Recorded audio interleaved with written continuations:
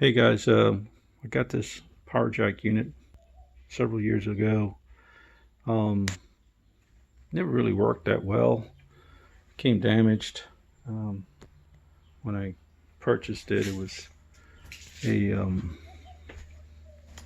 I guess it was one of those trial period things that I got involved with. But at any rate, I got 26.9, 27 volts going to it, and I keep getting this alarm. I thought at first it was the excuse me, the low power, low battery, but I get that noise and then I get that. So if anybody out there can help me kind of point me in the right direction as to what needs to be done. The MOSFETs boards look like they're good. I don't see any of the lights out. I do have several other boards in here.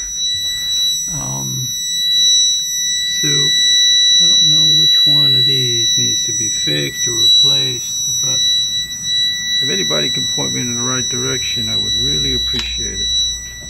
Other than buying a new unit, that is. So thanks very much, and guys, I hope I hear from y'all soon. All right, out of here.